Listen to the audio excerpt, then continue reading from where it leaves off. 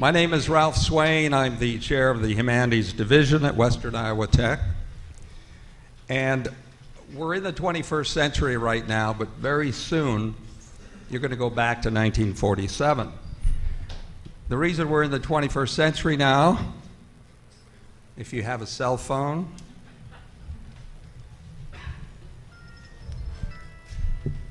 okay, please turn them off.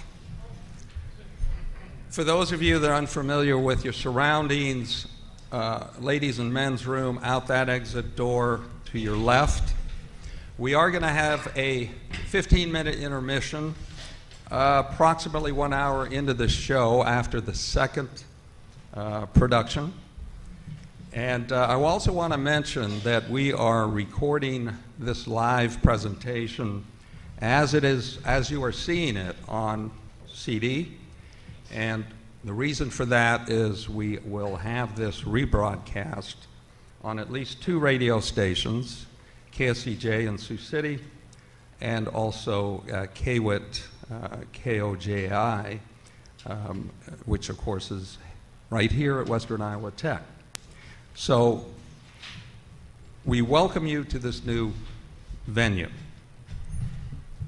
11 months ago, in the room in which we all find ourselves seated, this was literally filled wall to wall with used desks, filing cabinets, chairs, and office dividers. 11 months ago, I approached Dr. Robert Dunker, the president of Western Iowa Tech, with a vision of a black box theater. Tonight, 11 months later, that vision has come to fruition. But what you see here tonight in room D210 is a work in progress. And so, ladies and gentlemen, please stay tuned.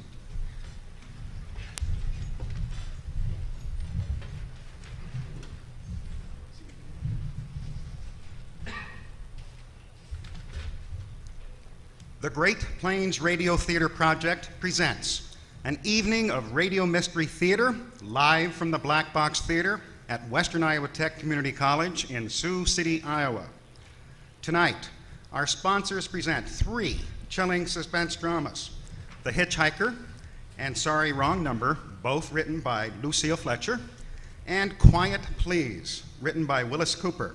But first, a word from our sponsor. Move up to quality, move up to Schlitz.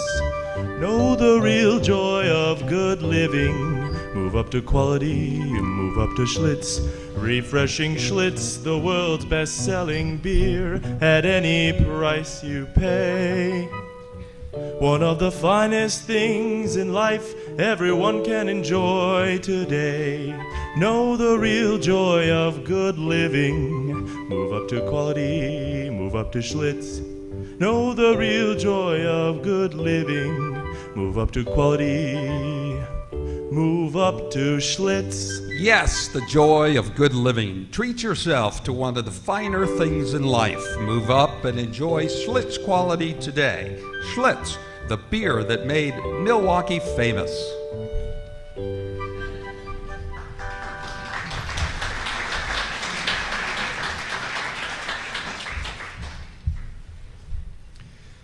The Great Plains Radio Theater Project is on the air.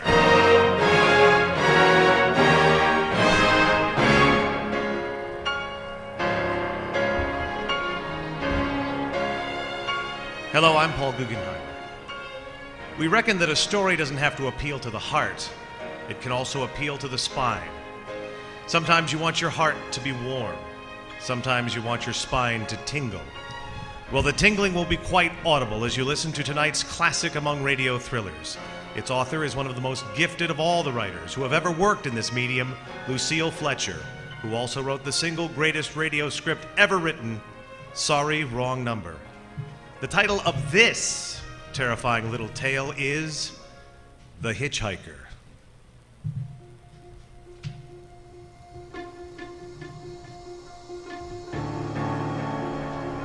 I'm in an auto camp on Route 66, just west of Gallup, New Mexico. If I tell it, Maybe it will help me. It will keep me from going crazy. But I must tell this quickly. I'm not crazy now. I feel perfectly well, except I'm running a slight temperature. My name is Ronald Adams. I'm 36 years of age, unmarried, tall, dark with a black mustache and beard. I drive a 1940 Ford V8, license number 6V7989. I was born in Brooklyn. All this I know. I know I'm, at this moment, perfectly sane, that it is not me that's gone mad, but something else. Something utterly beyond my control. But I must speak quickly. At any moment, the link with life may break. This may be the last thing I ever tell on Earth, the last night I ever see the stars. 6 days ago, I left Brooklyn to drive to California. Goodbye, son. Good luck to you, my son. Goodbye, Mother. Here, give me a kiss and then I'll go. I'll come out with you to the car. It's raining. Stay here at the door. Hey, what's this? Tears? Oh, it's just a trip, Ronald. I wish you weren't driving. Oh, Mother, there you go again. People do it every day. I know, but you'll know. You will be careful, won't you? Promise me you'll be extra careful. Don't fall asleep or drive fast or pick up any strangers on the road. Strangers?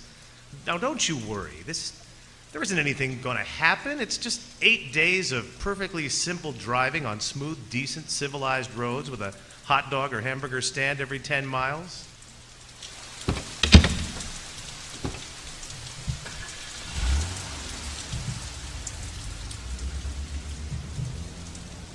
I was in excellent spirits. Drive ahead. Even the loneliness seemed like a lark. But I reckoned without him.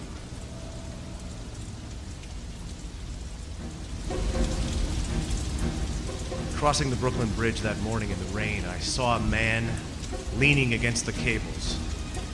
He seemed to be waiting for a lift. There were spots of fresh rain on his shoulders.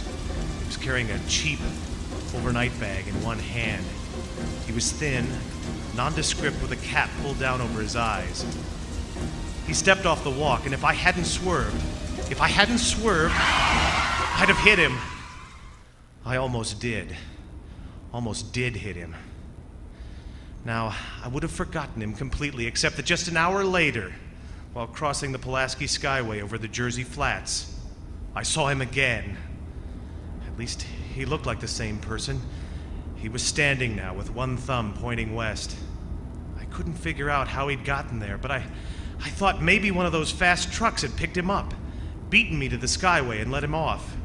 I didn't stop for him. Then, late that night, I saw him again. It was on the new Pennsylvania Turnpike between Harrisburg and Pittsburgh. It's 265 miles long with a very high speed limit. I was just slowing down for one of the tunnels when I saw him standing under an arc light by the side of the road. I could see him quite distinctly. The bag, the cap, even the spots of fresh rain spattered over his shoulders. He hailed me this time. Hello? Hello? I stepped on the gas like a shot. It's lonely country through the Alleghenies, and I had no intention of stopping. Besides, the coincidences, or whatever it was, gave me the willies. I stopped at the next gas station. Yes, sir. Fill her up, will you? Check your oil? No, thanks. Nice night, ain't it? Yeah. It hasn't been raining here lately, has it? Not a drop of rain all week. Oh, no? I suppose that hasn't done your business any harm. No, people drive through here all kinds of weather. Mostly business, though. Ain't many pleasure cars out on the turnpike this season of the year. I guess not. What about hitchhikers? Hitchhikers? Here? Why? What's the matter? Don't you ever see any? Well, a guy'd be a fool to start out to hitchhike on this road. Look at it. You mean you never see anybody? No. Maybe they get a lift before the turnpike starts. I mean, just before the toll house. But then it's a mighty long ride. Most cars wouldn't pick up a guy for that long a ride. This is pretty lonesome country here, mountains and woods. You ain't seen nobody like that, have you? Oh, no. It's just a technical question. Oh, I see. Well, that'll be $1.49 with the tax.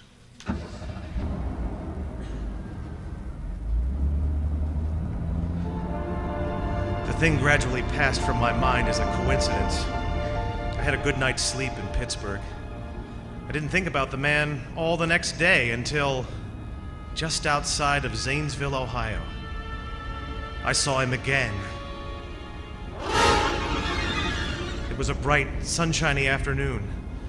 The peaceful Ohio fields, brown with the autumn stubble, lay dreaming in the golden light. I was driving slowly, drinking it in, when the road suddenly ended in a detour. In front of the barrier, he was standing. Let me explain about his appearance before I go on. I repeat, there was nothing sinister about him. He was as drab as a mud fence, nor was his attitude menacing. He merely stood there, waiting, almost drooping a little, the cheap overnight bag in his hand. He looked as though he'd been waiting there for hours, and he hailed me. He started to walk forward. Hello! Hello! I'd stopped the car, of course, for the detour. For a few minutes, I couldn't seem to find the new road. I realized that he must be thinking that I'd stopped for him. Hello? No, not just now. I'm sorry. Going to California? No, not today. I'm going to New York. Sorry.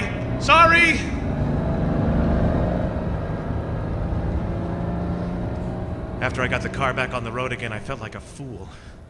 Yet the thought of picking him up, of having him sit beside me, was somehow unbearable. Yet at the same time, I felt more than ever unspeakably alone. Hour after hour went by. The fields, the towns ticked off one by one. The lights changed. I knew now that I was going to see him again. And though I dreaded the sight, I caught myself searching the side of the road, waiting for him to appear. Yep, what is it? What do you want?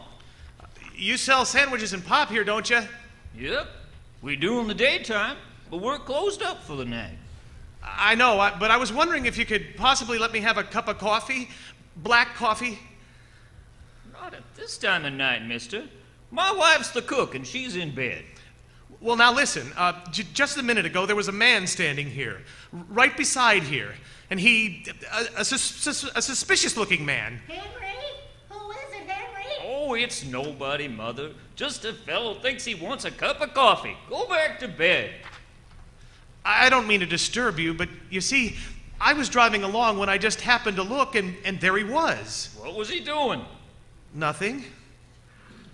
You been hitting the bottle? That's what's the matter with you. You got nothing better to do than wake decent folk up out of their hard-earned sleep? Now get going. Get on. It looked as though he was going to rob you. I ain't got nothing in this den to lose. Now on your way before I call Sheriff Pokes. I got into the car again and drove on slowly. I was beginning to hate the car. If I could have found a place to rest a little. But I was in the Ozark Mountains of Missouri now. The few resort places there were closed. I had seen him again at that roadside stand. I knew I'd see him again. Maybe at the next turn of the road. I knew that when I saw him next, I'd run him down. But I didn't see him. I didn't see him again until late the next afternoon. I'd stopped the car at a sleepy little junction just across the border into Oklahoma to let a train pass by when he appeared right across the tracks. He was leaning against a telephone pole. It was a perfectly airless, dry day, The red clay of Oklahoma was baking under the southwestern sun, yet there were spots of fresh rain on his shoulders. I couldn't stand that. Without thinking, blindly, I started the car across the tracks. He didn't even look up at me. He was staring at the ground. I stepped on the gas hard, veering the wheel sharply toward him. I could hear the train in the distance now, but I didn't care. Then something went wrong with the car. It stalled right on the tracks. The train was coming closer. I could hear its whistle crying. Still, he stood there.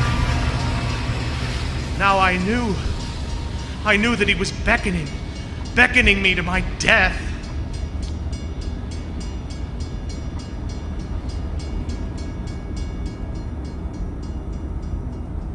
Well, I frustrated him that time. It started. It worked at last. I managed to back up, but after the train had passed, he was gone. And I was all alone in the hot, dry afternoon. After that, I knew I had to do something. I didn't know who this man was or what he wanted of me. I only knew that from now on, I mustn't let myself be alone on the road for 1 minute. Hello there? Hello? Like a ride? What do you think? How far are you going? Amarillo.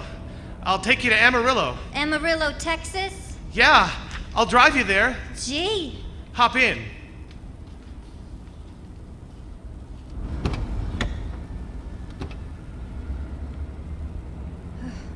Mind if I take off my shoes? My dogs are killing me.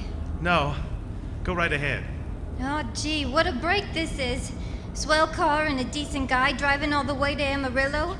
All I've been getting so far is trucks. Hitchhike much? Sure. Only it's tough sometimes in these great open spaces to get the brakes. Yeah, I think it would be. But I'll bet, though, if you got a good pickup in a fast car, you could get to places faster than, well, say another person in another car. I don't get you. Well, you take me, for instance. Suppose I'm driving across the country at a nice steady clip of about 45 miles an hour. Couldn't a girl like you, just standing beside the road waiting for lifts, beat me to town after town, provided she got picked up every time in a car that was doing 65 or 70 miles an hour? I don't know. Maybe she could, maybe she couldn't. What difference does it make? Oh, no difference. It's just a crazy idea I had sitting here in the car. No. Imagine spending your time in a swell car thinking of things like that. What would you do instead? What would I do? Well, if I was a good-looking fella like yourself, well, I'd just enjoy myself every minute of the time. I'd sit back and relax, and if I saw a good-looking girl along the side of the hey! Did you see him? Did you see him too? See who? That man, standing beside the barbed wire fence. I didn't see anybody. Right there! It was nothing. Just a barbed wire fence. What do you think he was doing, trying to run into that barbed wire fence? There was a man there, I tell you. A thin gray man with an overnight bag in his hand. I was trying to run him down. Run him down? You mean kill him? I'm trying to get rid of him. Or at least prove that he's real. But you say you didn't see him back there. You sure? I didn't see a soul, and as far as that's concerned... Well, watch for him. Watch for him the next time, and keep watching. Keep your eyes peeled on the road. He'll turn up again. Maybe any minute now. There, right there! No! How's this door work? I'm getting out of here. Did you see him that time? Did you see him? No, I didn't see him that time, and personally, mister, I don't expect never to see him. All I want to do is go on living, and I don't see how I will very long driving with you. Look, I'm sorry. I don't know what came over me. Please don't go. So if you'll excuse me. Please, you can't go. Listen, how'd you like to go to California? I'll drive you all the way to California. Seeing pink elephants all the way? No thanks. Listen, please, just 1 minute. You know what I think you need, big boy? Not a girlfriend, just a good dose of sleep. There, I got it now. No, you can't go. Leave your hands off me, do you hear? Leave your hands off me! Come back here, please! Come back!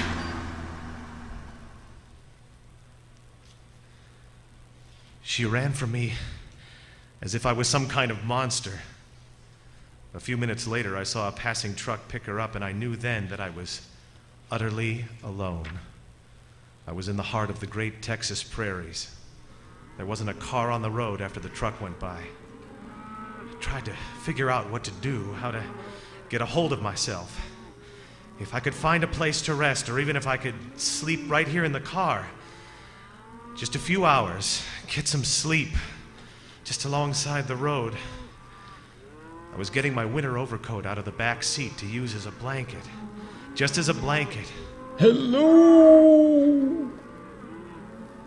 When I saw him coming toward me. Hello. Coming toward me. Emerging from the herd of moving steer. Hello. I didn't wait for him to come any closer. Hello.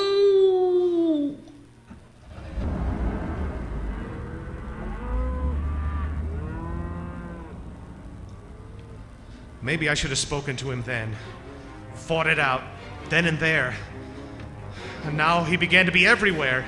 Whenever I stopped even for a minute, for gas, for oil, for a drink of pop, a cup of coffee, a sandwich, he was there. I saw him standing outside the auto camp in Amarillo that night when I dared to slow down. He was standing near the drinking fountain at a little camping spot just inside the border of New Mexico. He was waiting for me outside the Navajo reservation where I stopped to check my tires. I saw him in Albuquerque where I bought 10 gallons of gas. I was afraid now, afraid to stop. I began to drive faster and faster. I was in lunar landscape now, the great arid mesa country of New Mexico. I drove through it with the indifference of a fly crawling over the face of the moon. And now, he didn't even wait for me to stop. Unless I drove at 85 miles an hour over those endless roads, he waited for me at every other mile. I could see his figure, shadowless, flitting before me, still in its same attitude over the still and lifeless ground, flitting over dried up rivers, over broken stones cast up by old glacial upheavals, flitting in the pure and cloudless air. I was beside myself when I finally reached Gallup, New Mexico this morning. There's an auto camp here. It's cold, almost deserted this time of year. I went inside and asked if there was a telephone. I had the feeling that if I could speak to somebody familiar, somebody that I loved, I could pull myself together. Number, please. I'd like to put in a call to my home in Brooklyn, New York. I'm Ronald Adams. The number is Beechwood 9970. Thank you. Thank you. What is your number? My number? It's 312. Albuquerque? New York for Gallup? New York, Gallup, New Mexico, calling Beechwood 9970. I read somewhere that love could banish demons. It was in the middle of the morning. I knew Mother'd be home. I pictured her tall, white-haired, in her crisp house dress, going about her tasks. It'd be enough, I thought, just to hear the even calmness of her voice. Will you please deposit $3.85 for the first 3 minutes? When you have deposited $1.50, will you wait until I have collected that money?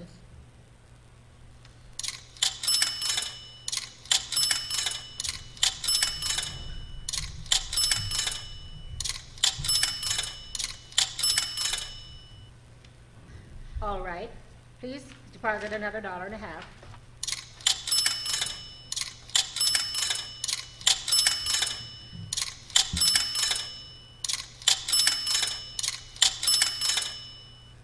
Will you please deposit the remaining 85 cents?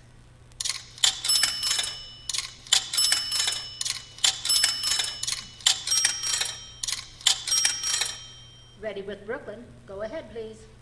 Hello? Hello, Mrs. Adams' residence. Hello? Mother? This is Mrs. Adams' residence. Who is it you wish to speak to, please? Who's this? This is Mrs. Whitney. Mrs. Whitney? Why, I don't know any Mrs. Whitney. Is this Beechwood 9970? Yes? Where's my mother? Where's Mrs. Adams? Mrs. Adams is not at home. She's still in the hospital. The hospital? Yes. Who is this calling, please? Is this a member of the family? What's she in the hospital for? She's been prostrated for 5 days. A nervous breakdown. Who is this calling? Nervous breakdown? My mother doesn't have... It's all taken place since the death of her oldest son, Ronald. The death of her oldest son, Ronald? Hey, what is this? What number is this? This is Beechwood 9970. It's all been very sudden. He was killed 6 days ago in an automobile accident on the Brooklyn Bridge. Your 3 minutes are up, sir. Sir, your 3 minutes are up. Your 3 minutes are up, sir. Sir, your 3 minutes are up. Your 3 minutes are up, sir. And so I'm sitting here in this deserted auto camp in Gallup, New Mexico. And so I'm trying to think. I'm trying to get a hold of myself. Otherwise I'll go crazy. Outside it is night, the vast, soulless night of New Mexico. A million stars are in the sky. Ahead of me stretch 1,000 miles of empty mesa and mountains, prairies, desert.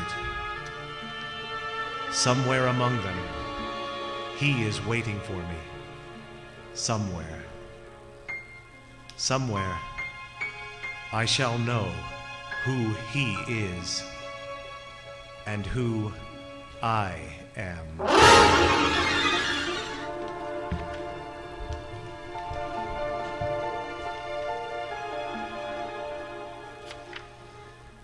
This is Paul Guggenheimer. You've just heard the Great Plains Radio Theater's production of The Hitchhiker, written by Lucille Fletcher. Our cast tonight included Hedda Decker as my mother, Eddie Dunn as the gas station attendant, Lenny Kopel as the storekeeper, Andrea Conrad as his wife, as well as the operator, Lindsay Washburn as the lady hitchhiker, and Doreen Titus as Mrs. Whitney. The sound effects technician is Brian Ross, with acoustical sound effects performed by Ralph Swain, who also provided the mysterious voice of the hitchhiker. So long, everyone, and sleep tight if you can.